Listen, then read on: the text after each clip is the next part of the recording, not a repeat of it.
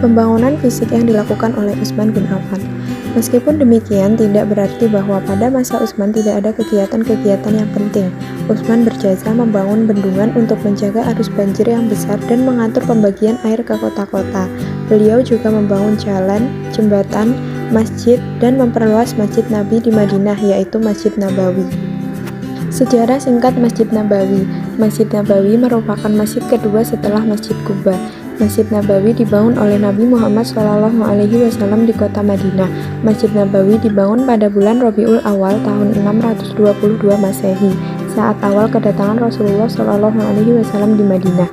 Lokasi pembangunan Masjid Nabawi sebelumnya berfungsi sebagai tempat menjemur buah kurma yang dimiliki dua anak yatim bersaudara bernama Sahal dan Suhail bin Amr. Kemudian oleh Rasulullah, tempat ini dirubah fungsinya menjadi masjid sekaligus kediaman beliau. Saat mulai mendirikan Masjid Nabawi, Nabi Muhammad melakukannya dengan cara meletakkan batu yang pertama. Setelah itu dilanjutkan dengan peletakan batu kedua, batu ketiga, hingga batu keempat. Dalam melakukan pekerjaannya tersebut, Rasulullah dibantu oleh para sahabat terdekatnya seperti Umar, Abu Bakar, Ali, dan Utsman. Kebijakan Khalifah Utsman bin Affan, salah satunya yaitu renovasi Masjid Nabawi. Wilayah Islam semakin luas, masyarakat yang memeluk ajaran Islam pun semakin banyak. Sejalan dengan itu, setiap kali musim haji tiba, rombongan yang datang ke Tanah Suci semakin membludak. Sementara saat itu, Masjid Nabawi hanya berukuran 100 kali 100 hasta. Jangankan di musim haji, untuk kegiatan ibadah sehari-hari saja sudah terasa sangat sempit.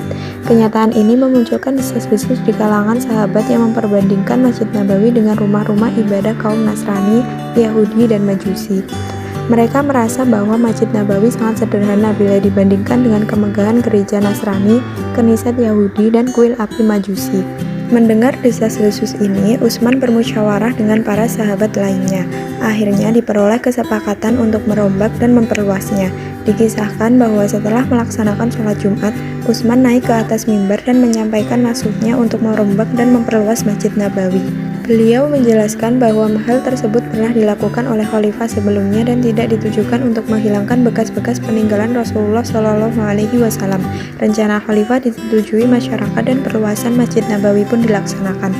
Perluasan Masjid Nabawi tersebut dilakukan pada tahun 29 Hijriah sampai 30 Hijriah atau 649 Masehi sampai 650 Masehi. Dinding masjid terbuat dari batu ukir yang indah, tiangnya terbuat dari batu pualam, sedangkan gerbang masuknya tetap berjumlah 6 buah sebagaimana sebelumnya.